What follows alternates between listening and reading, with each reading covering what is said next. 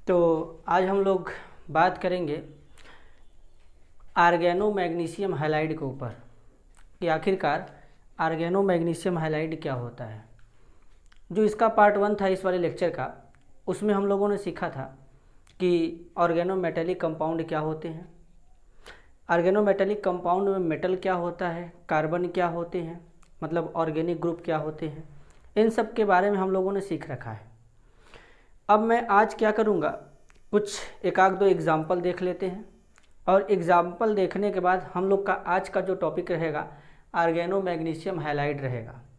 और ये बड़ा ही इम्पोर्टेंट टॉपिक है एग्ज़ाम के पॉइंट ऑफ व्यू से। आर्गेनो मैग्नीशियम हैलाइड से हमेशा क्वेश्चन पूछा जाता है और ये बड़ा ही फेमस और इम्पोर्टेंट टॉपिक भी है। और हम लोग सीखेंगे कि जैसे इसका प्रिपरेशन क्या होगा, स्ट्रक्चर क्या होगा, इनके बीच का बॉन्ड क्या होगा, पोलैरिटी कितना % होगा, उसके बाद इनका physical property, chemical property, use, ये सब सारा चीज़ हम लोग क्या करेंगे, एक एक करके टॉपिक वाइज टॉपिक डिस्कस करेंगे। तो पहले हम लोग कुछ एग्जांपल देख लेते हैं। तो हम लोगों ने कल वाले लेक्चर में पढ़ा था कि आर्गेनो मेटेलिक कंपाउंड क्या होते हैं, तो उसका एग्जाम्पल अब क्या होगा। तो अब उसका एग्जाम्पल होगा आर्गेनो मेटेलिक कंपाउंड का, यहाँ पे जैसे RLI हो जाएगा। RLI को हम लोग क्या बोलेंगे, आर्गेनो लिथियम। अगर इसका नेमिंग करेंगे तो नेमिंग में क्या होगा, R हमारा एल्काइल ग्रुप है, इसको हम लोग एल्काइल कहते हैं, और इसको क्या कहते हैं, हैलाइड कहते हैं, और लिथियम कहते हैं, लिथियम। तो यानी इस कंपाउंड का नाम क्या हो गया, एल्काइल लिथियम होगा। अगर यहीं पे लिखा जाए RMgX तो इस कंपाउंड का नाम क्या होगा, R को हम लोग कहते हैं क्या, एल्काइल, Mg को क्या कहते हैं, मैग्नीशियम, X को क्या कहते हैं, हैलाइड। तो यानी इस कंपाउंड का नाम क्या होगा, एल्काइल मैग्नीशियम हैलाइड हो जाएगा। अगर यहीं पे लिखा जाए R2Mg तो इसको बोलेंगे डाई एल्काइल मैग्नीशियम। R2ZN लिखा जाएगा, इसे क्या बोलेंगे, डाई एल्काइल जिंक। इसी को हम लोग फ्रैंकलैंड रिएजेंट भी कहते हैं, फ्रैंकलैंड रिएजेंट होता है। RMgX को हम लोग क्या कहते हैं, ग्रिगनार्ड रिएजेंट कहते हैं, जिसे हम लोग GR कहते हैं। इसके बाद हम लोग का क्या होगा, अगर 2 बार R लिखा जाए, Hg लिखा जाए तो डाई एल्काइल मरकरी इस कंपाउंड का नाम होगा। अब अगर हम लोग लिखें ET लिख दें 4 टाइम और लेड लिख दें, इसको बोलते हैं TET, टेट्रा इथाइल लेड बोला करते हैं। पेट्रोलियम के एंटीनॉक में इसका यूज़ करते हैं, कई बार ये क्वेश्चन रिपीट भी हुआ है। तो ये सब हमारे क्या होंगे, एग्जाम्पल होंगे। तो मैंने कल आपको सिखाया था कि मेटल क्या होंगे, ऑर्गेनिक ग्रुप क्या होते हैं, तो उन्हीं को कंबाइन कर करके ये सब ढेर सारे एग्जाम्पल हमारे डेवलप किए जा सकते हैं। आर्गेनो जिंक, आर्गेनो लिथियम, हैलाइड, तमाम प्रकार के हमारे हो सकते हैं। तो अब हम लोग अपने टॉपिक पे आते हैं। एग्जाम्पल हम लोगों ने देख लिया है, अब हम लोग अपने टॉपिक के ऊपर डिस्कस करेंगे कि हम लोग का टॉपिक क्या है। तो अब एक एक करके हम लोग अपने टॉपिक को समझेंगे क्लैरिटी के साथ में और प्रॉपर एक नोट्स बनाते चलेंगे।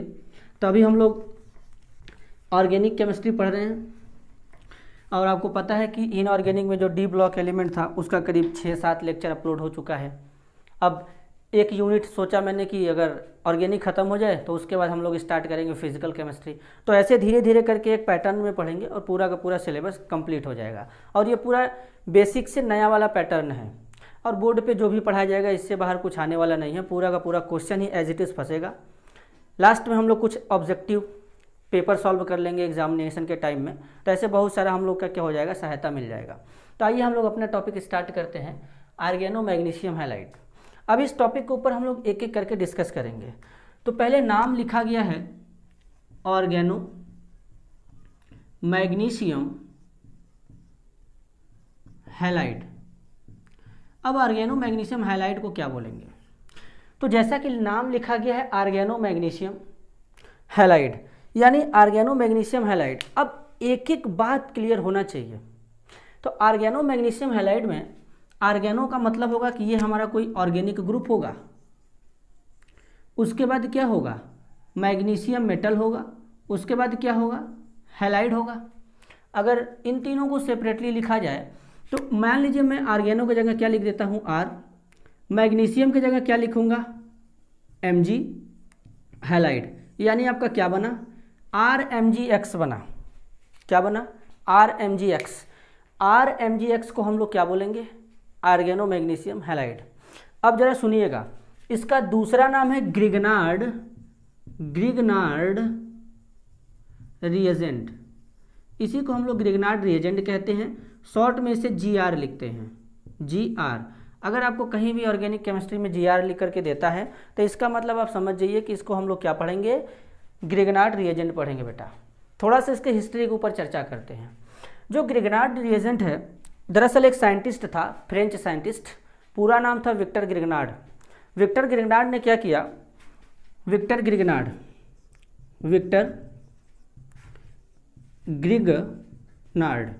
अब ये साइंटिस्ट क्या किया, 1900 इतने सेंचुरी में इसने क्या किया था कि ग्रिगनार्ड रिएजेंट को प्रिपेयर किया था, या मैं बोल सकता हूँ कि डिस्कवर किया था। और ग्रिगनार्ड रिएजेंट एक अच्छा रिएजेंट होता है जो एसिडिक हाइड्रोजन वाले कंपाउंड होते हैं उनको रिड्यूस कर देता है। अगर एसीटोन है, एल्डिहाइड है, कीटोन है, एमाइड है, तो इनको एल्कोहल में, मतलब तमाम प्रकार के कंपाउंड में चेंज करता है। तो ये हमारा एक अच्छा रिएजेंट माना जाता है। जब ये डिस्कवर हुआ था तो इसके थ्रू बहुत सारे हमारे कंपाउंड प्रिपेयर किए जाने लगे, क्योंकि आपको पता है कि अगर हम लोग कोई भी केमिकल रिएक्शन लिखते हैं तो उस केमिकल रिएक्शन में एक हमारा सबस्ट्रेट होता है, दूसरा हमारा क्या होता है, प्रोडक्ट होता है। सबस्ट्रेट में जिसको हम लोग रिएजेंट, सबस्ट्रेट होता है, प्रोडक्ट बनता है। एरो को ऊपर हम लोग क्या करते हैं, या तो कोई सॉल्वेंट लिखते हैं या तो कोई रिएजेंट लिखते हैं, जिसके थ्रू हमारा रिएक्शन कोई क्या होता है, प्रोसीड होता है। तो ये विक्टर ग्रिगनार्ड ने इस रिएजेंट को बनाया और इसके लिए इसको नोबेल प्राइज भी मिला था बेटा। नोबेल प्राइज 1912 में मिला था। तो इतना क्लियर होना चाहिए कि ये होता है। अब तुमसे ये कोई नहीं पूछेगा कि ग्रिगनार्ड रिएजेंट कितने सन में डिस्कवर हुआ, नोबेल प्राइज, ये कुछ नहीं पूछा जाएगा। ग्रिगनार्ड रिएजेंट का फॉर्मूला, इसको GR से रिप्रेजेंट करते हैं। ग्रिगनार्ड रिएजेंट का दूसरा नाम आर्गेनो मैग्नीशियम हैलाइड। अब अगर हम डिटेल में, अब जो RMgX है, अब RMgX अगर यहाँ पे लिख दूँ मैं, अब इसका एक और डिटेल में नाम लिखा जाए तो R को क्या लिखेंगे, एल्काइल, Mg को मैग्नीशियम और X को हैलाइड, यानी इसका नाम क्या बना, एल्काइल मैग्नीशियम हैलाइड। ठीक है। अब इसके बाद ये एल्काइल मैग्नीशियम हैलाइड हो गया। अब एक एक बात समझना, अब यहाँ पे ये RMgX है, ये हो गया। अब RMgX में क्या होगा कि यहाँ पे हमारा जो R होता है, ये हमारा क्या होता है, R हमारा जो होता है ऑर्गेनो ग्रुप हो जाएगा, Mg हमारा क्या हो जाएगा, मेटल, और X क्या होगा, हैलाइड। अब मैं इसमें से क्या करता हूँ कि RMg को उठा लेता हूँ, ये हो गया। अब अगर हम यहाँ पे चेक करेंगे तो यहाँ पे हमारा क्या होगा, कोई कार्बन होगा तो इसके ऊपर कौन सा चार्ज होगा, पार्शियल नेगेटिव चार्ज, और मैग्नीशियम के ऊपर क्या होगा, पार्शियल पॉजिटिव चार्ज डेवलप होगा। क्योंकि मैंने बताया था कि जो ऑर्गेनोमेटेलिक कंपाउंड होते हैं दरअसल उसमें कार्बन मैग्नीशियम बॉन्ड पोलर होते हैं। तो जो कार्बन मैग्नीशियम बॉन्ड पोलर होता है, तो पोलर होने का मतलब क्या है कि यहाँ पे मेटल है, मेटल का नेचर इलेक्ट्रॉन डोनेट करने का होता है, तो इलेक्ट्रॉन डोनेट करेगा तो इसके ऊपर पॉजिटिव चार्ज, इसके ऊपर नेगेटिव चार्ज डेवलप होगा। तो इससे क्या होता है कि इनके अंदर पोलैरिटी आता है। तो ये हमारा ग्रिगनार्ड रिएजेंट जो होता है पोलर मॉलिक्यूल होता है, यानी ये जो GR होता है बेटा, ये GR is a polar reagent. ये क्या होता है, पोलर रिएजेंट होता है। ये मैं जितना भी एक एक बात लिखूंगा, ये सारा का सारा बात आपके नोट्स में ऐड होना चाहिए, एक एक टॉपिक नोट्स में लिखा जाना चाहिए। अब इसके बाद हम लोग आते हैं, अब इनके पोलैरिटी की बात करेंगे। अगर मान लीजिए R की जगह मैं लिख दूँ CH3MgX, तो जो CH3MgX होगा मिथाइल मैग्नीशियम हैलाइड। यहाँ पर जो कार्बन होता है, कार्बन का इलेक्ट्रोनेगेटिविटी होता है 2.5। मैग्नीशियम जो होता है, मैग्नीशियम का इलेक्ट्रोनेगेटिविटी कितना होता है, जो मैग्नीशियम होता है, मैग्नीशियम का इलेक्ट्रोनेगेटिविटी होता है 1.2। तो अगर 2.5 में से अगर 1.2 को माइनस किया जाएगा तो क्या बचेगा, 1.3। यानी कार्बन और मैग्नीशियम के बीच में इलेक्ट्रोनेगेटिविटी डिफरेंस कितना हुआ, 1.3 इलेक्ट्रोनेगेटिविटी डिफरेंस होगा, तो इसीलिए इसके ऊपर नेगेटिव, इसके ऊपर पार्शियल पॉजिटिव चार्ज डेवलप हो जाता है। तो इससे पता चलता है कि जो आर्गेनो मैग्नीशियम हैलाइड होता है ये पोलर नेचर का होता है। अब यहाँ पे जो कार्बन और मैग्नीशियम बॉन्ड होता है ये कितने % आयनिक होता है? तो कार्बन मैग्नीशियम बॉन्ड जो होता है, कार्बन मैग्नीशियम बॉन्ड 52% आयनिक होता है, आयनिक इन नेचर। इतना क्लियर होगा, यानी आपको इतना क्लियर होगा। तो यानी इतना एकदम डिटेल में समझ में आपको आया होगा कि मैंने जो जो यहाँ पे एक एक बात बताया कि इनका मतलब क्या होता है, कितने सन में डिस्कवर किया, नोबेल प्राइज़ मिला, बॉन्ड कितने % आयनिक होता है, क्यों पोलर होता है, ये सब मैंने डिस्कस कर दिया। तो ये इन सब का मतलब था, ठीक है। अब हम लोग क्या करेंगे कि इसके प्रिपरेशन की बात करेंगे, इनको कैसे प्रिपेयर्ड किया जाएगा और प्रिपेयर्ड करने के तरीके कौन कौन से होते हैं। तो पहले आप इसका स्क्रीनशॉट ले लीजिए। तो आप लोग स्क्रीनशॉट ले चुके होंगे, तो अब हम क्या करते हैं, इसका प्रिपरेशन पढ़ेंगे। जितना बात बेटा यहाँ पे बताया जा रहा है बोर्ड से बाहर कुछ आने वाला नहीं है। इस वाइट बोर्ड पे जो जो टॉपिक लिखा जाएगा पूरा यही रहेगा और एज इट इज क्वेश्चन आता है, पूरा का पूरा फंसेगा एग्जाम में। तो अब हम लोग बात करते हैं प्रिपरेशन, आखिरकार इनका प्रिपरेशन कैसे होगा, इनको प्रिपेयर करने का तरीका क्या होता है, कि ग्रिग्नार्ड रिएजेंट को हम लोग कैसे प्रिपेयर करेंगे। देखो, अब ग्रिग्नार्ड रिएजेंट को प्रिपेयर करने का तरीका क्या होता है। तो सबसे पहले प्रिपरेशन हेडिंग डालेंगे हम लोग, प्रिपरेशन, या हम लोग लिख सकते हैं मेथड एंड प्रिपरेशन, कुछ भी लिख सकते हैं, मतलब कैसे बनाएंगे। तो बनाने के लिए हम लोग क्या करते हैं, पहले यहाँ पे RMGX लेते हैं। एक मिनट, यहाँ पे हम लोग क्या करेंगे, पहले RX लेंगे, एल्काइल हैलाइड, ठीक। अब एल्काइल हैलाइड का रिएक्शन हम लोग किसके साथ कराएंगे, मैग्नीशियम मेटल के साथ कराएंगे। और मैग्नीशियम मेटल के साथ कराने के बाद यहाँ पे एक एरो बनाना है आपको। एरो के ऊपर हम लोग क्या लिखेंगे, ड्राई ईथर। अब उसके बाद यहाँ पे बनेगा आपका RMGX। अब एग्जाम में तो क्वेश्चन बड़ा लेंदी आता है, तो वहाँ पे रिएक्शन से काम नहीं चलता, लैंग्वेज लिखना पड़ता है, मैकेनिज्म लिखना पड़ता है, कुछ भी पूछ सकता है। तो मैं आपको सिखाऊंगा कि लैंग्वेज भी कैसे लिखा जाएगा। अगर कोई ऐसा पर्सन भी है जिसको लैंग्वेज नहीं लिखने आता इंग्लिश में, कि इसमें इसका लैंग्वेज कैसे बनाएंगे, बुक वाला लैंग्वेज रट नहीं सकते, तो ऐसे बहुत सारे प्रॉब्लम होते हैं। तो इसका लैंग्वेज भी लिखना हम लोग आज सीखेंगे।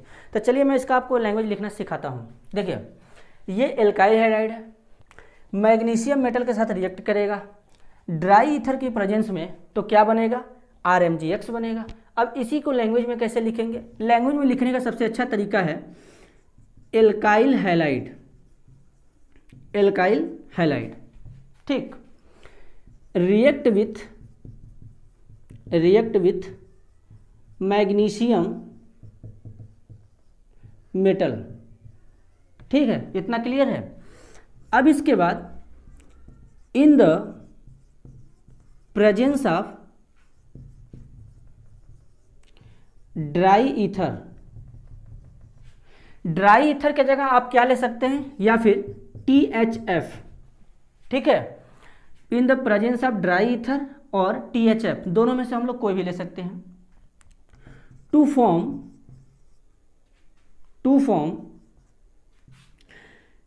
एल्काइल मैग्नीशियम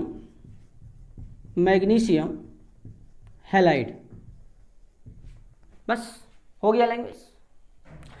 अब आप एक लाइन और बढ़ा सकते हैं, एल्काइल मैग्नीशियम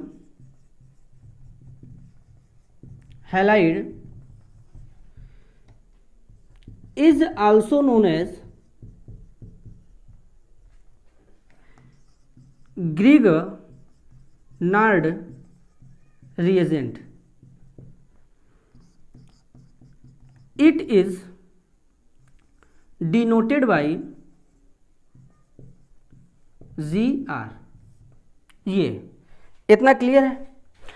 यानी अब लैंग्वेज क्या लिखा गया, alkyl halide react with magnesium metal, यानी एल्काइल हैलाइड मैग्नीशियम मेटल के साथ रिएक्ट करेगा in the presence of dry ether या THF to form alkyl magnesium halide. Alkyl magnesium halide is also known as Grignard reagent, it is denoted by Gr। इसको हम लोग Gr से क्या करेंगे बेटा, रिप्रेजेंट करेंगे। अब ये तरीका होता है। अब आगे हम लोग चलते हैं। अब इसको हम लोग दूसरे में कैसे लिख सकते हैं, ये हमारा जो लिखा गया है RMGX, अब सबको पता है कि R की जगह हमारा ऑर्गेनिक ग्रुप होता है, तो अगर यहाँ पे R रहेगा एल्काइल, तो एल्काइल हमारा आता है एलिफेटिक में, एल्काइल ग्रुप। तो यानी इस ग्रिगनार्ड रिएजेंट को हम बोल सकते हैं एलिफेटिक ग्रिगनार्ड रिएजेंट। ठीक, अब मैं तुम लोगों को एरोमेटिक ग्रिगनार्ड रिएजेंट भी बनाना सिखा देता हूं। अगर मान लो हमको एरोमेटिक ग्रिगनार्ड रिएजेंट बनाना है तो हमको यहाँ पे R के जगह क्या लिखना पड़ेगा, बेंजीन रिंग यानी एरिल हैलाइड।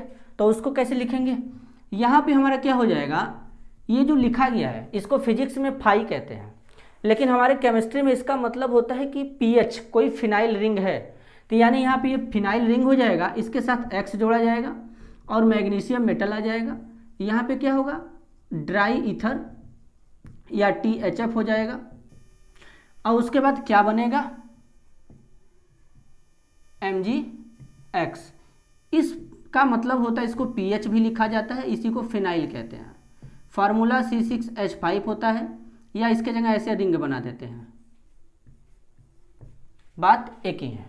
ठीक है, अब समझना जरा, इसमें समझना मतलब देखो, समझना क्या है कि जो ड्राई ईथर होता है ये एज ए सॉल्वेंट का काम करता है। ठीक है, या इसके जगह हम लोग क्या ले सकते हैं, THF। THF का पूरा नाम बेटा टेट्रा हाइड्रो फ्यूरेन। इसका स्ट्रक्चर कैसे बनता है,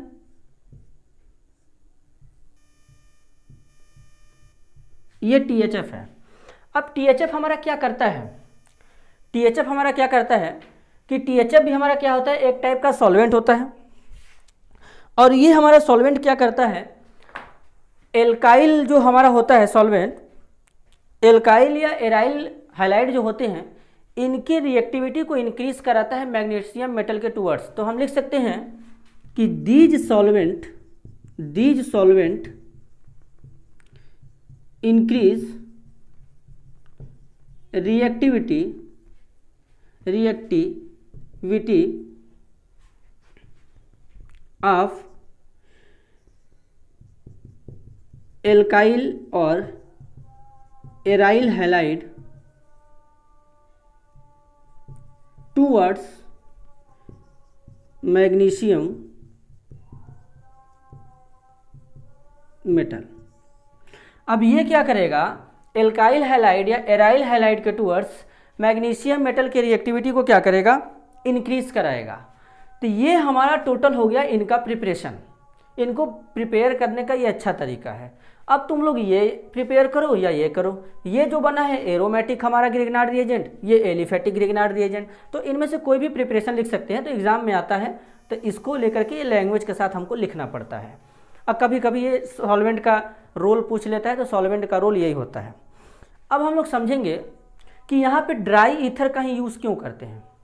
तो बेटा ड्राई ईथर का यूज़ करने के पीछे रीज़न ये होता है कि जो कार्बन मैग्नीशियम बॉन्ड होता है हमारा ग्रिगनार्ड रिएजेंट में, ये पोलर नेचर का होता है। अगर हम यहाँ पे ड्राई की जगह कोई हम ऐसा सॉल्वेंट ले लें जो पोलर नेचर का भी हो, ड्राई ईथर हमारा पोलर नहीं होता, नॉन पोलर होता है, तो वो क्या कर सकता है, उसके साथ रिएक्ट करके बाई प्रोडक्ट का फॉर्मेशन करेगा। तो इसीलिए हम लोग जब प्रिपेयर करते हैं ग्रिगनार्ड रिएजेंट को, तो हम लोग क्या करते हैं कि प्रिकॉशंस के साथ प्रिपेयर करते हैं और यहाँ पे ड्राई ईथर का यूज़ करते हैं, क्योंकि पोलर होता है। पोलर होने के कारण ये रिएक्ट कर सकता है, रिएक्ट करके अदर कंपाउंड में कन्वर्ट हो जाएगा। अगर बाय द वे कभी कभी ऐसा होता है कि यहाँ पे कोई हमारा जैसे पोलर सॉल्वेंट आ गया, अगर वाटर का थोड़ा मोड़ा भी अमाउंट प्रेजेंट होता है, तो ग्रिगनार्ड रिएजेंट को ड्राई करने के लिए हम लोग एनहाइड्रस कैल्शियम क्लोराइड का यूज़ करते हैं। एनहाइड्रस कैल्शियम क्लोराइड क्या करता है कि जो भी वाटर्स के मॉलिक्यूल होते हैं उनके साथ रिएक्ट करके कैल्शियम हाइड्रोक्साइड में कन्वर्ट हो सकता है, और हम लोग ग्रिगनार्ड रिएजेंट को ईजिली प्रिपेयर कर सकते हैं। अब हम लोग अगले लेक्चर में बात करेंगे कि जो ग्रिगनार्ड होता है इसके टूवर्ड्स अगर मैं यहाँ पे R ग्रुप जो है अगर CH3 C2H5 अगर इसको चेंज करूँ तो क्या क्या होगा, और उसके बाद मैकेनिज्म के बारे में पढ़ेंगे कि इनका मैकेनिज्म क्या होता है। तो जो ग्रिगनार्ड रिएजेंट होता है इसका मैकेनिज्म जो होता है फ्री रेडिकल मैकेनिज्म के थ्रू ये कंप्लीट होता है, तो इसका मैकेनिज्म सीखेंगे, उसके बाद इसका फिजिकल प्रॉपर्टी पढ़ेंगे और R ग्रुप के चेंज करने पर क्या होगा, फिर उसके बाद वाले लेक्चर में धीरे धीरे हम लोग डिस्कस करेंगे केमिकल रिएक्शंस कैसे इसके प्रोसीड होते हैं। तो हमारे हिसाब से आपको ये वीडियो पसंद आया होगा और इसका नोट्स बनाइए और हमारे वीडियो को लाइक करिए, चैनल को सब्सक्राइब करिए और ज़्यादा से ज़्यादा लोगों तक शेयर करिए ताकि ज़्यादा से ज़्यादा बच्चे देखें। कि अभी जो एग्ज़ाम होने वाला है तो एग्ज़ाम जब होगा तो बच्चे फर्स्ट ईयर में जाएंगे, सेकेंड ईयर में जाएंगे, तो ये वीडियो उनके लिए बहुत ज़्यादा हेल्पफुल रहेगा। और सबसे बड़ी बात है कि अभी जो फर्स्ट ईयर में जो भी एडमिशन होगा बच्चों का, अभी तो एंट्रेंस एग्ज़ाम होने वाला है, जैसे अभी कल BSc का, BA का, ये सब एंट्रेंस एग्ज़ाम है, जैसे हरिश्चंद्र विद्यापीठ, ऐसे तमाम प्रकार के कॉलेज का है, यूनिवर्सिटी का है। तो अभी बच्चे एडमिशन लेंगे तो उनके लिए भी हम लोग क्या करेंगे, एक सीरीज़ स्टार्ट करेंगे जिसमें हम लोग केमिस्ट्री का, फिजिक्स का, मैथ का ये सीरीज स्टार्ट होगा। तो उसमें हम लोग क्या करेंगे कि BSc फर्स्ट ईयर वालों का भी एकदम सीरीज शुरू से फिजिकल, इनऑर्गेनिक, ऑर्गेनिक ऐसे चैप्टर्स वाइज, यूनिट वाइज हम लोग स्टार्ट करेंगे टॉपिक और डिस्कस करेंगे। तो मिलते हैं हम लोग अगले वीडियो में।